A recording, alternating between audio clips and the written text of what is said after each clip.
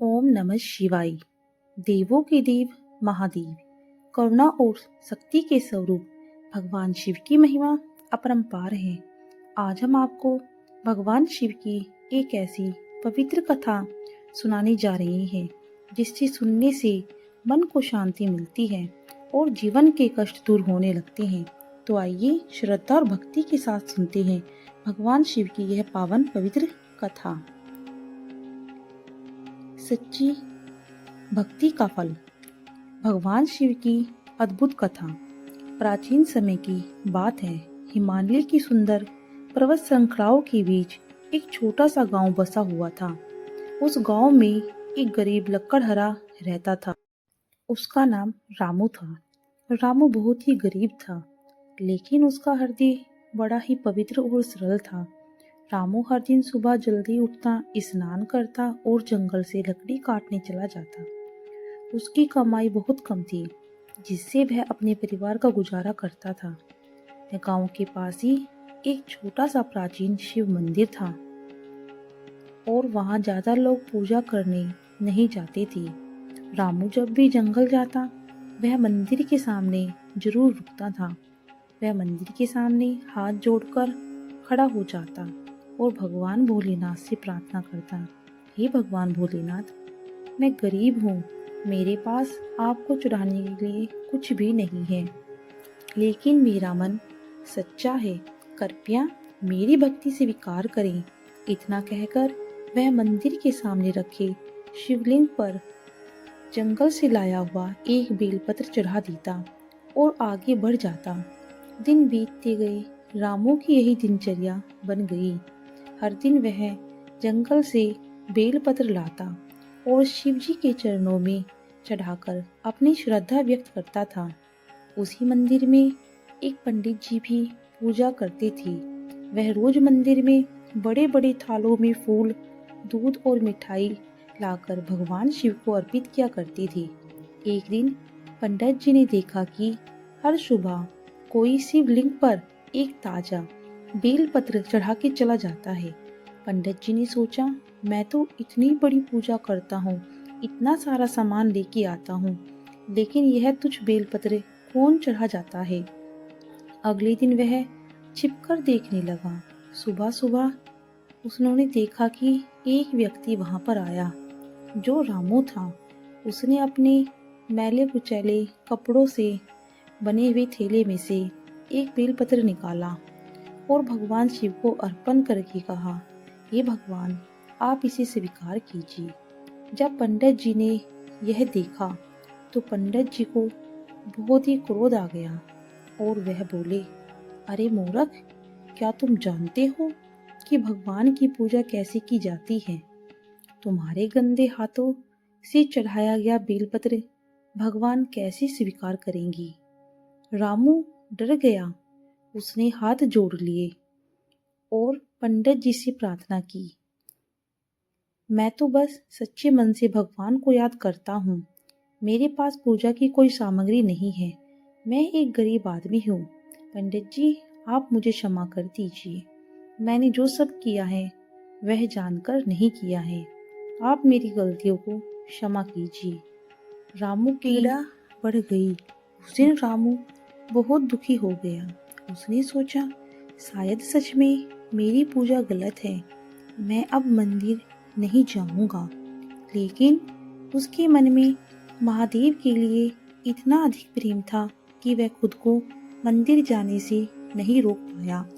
अगले दिन भी वह मंदिर के पास गया, लेकिन उसने मंदिर में प्रवेश नहीं किया। इस बार उसने दूर से ही हाथ जोड़ लिए और आंखों में आंसू भरकर बोला, हे भोलेनाथ, अगर मेरी पूजा आपको पसंद नहीं है तो मैं अब आपको परेशान नहीं करूँगा, लेकिन कृपया मुझे हमेशा अपने चरणों में जगह देना और मुझे अपनी भक्ति का दान देना। उसी रात एक चमत्कार हुआ। पंडित जी को सपने में भगवान शिव के दर्शन हुए।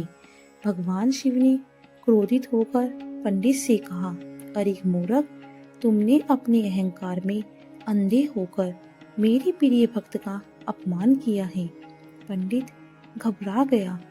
उसने प्रभु से पूछा, प्रभु, मैंने आपके किस भक्त का अपमान किया है? भगवान शिव बोले, वह गरीब लक्कड़हरा रामू, जो रोज मेरे लिए बेलपत्र लाता है, उसकी भक्ति सच्ची है। वह बिना किसी स्वार्थ के मुझे याद करता है और पूरा दिन मेरी भक्ति में लगा रहता है। उसका एक बेलपत्र की भेंट तुम्हारे 100 थालों की पूजा से भी अधिक प्यारी है मुझको। यह सुनकर पंडित के होश उड़ गए।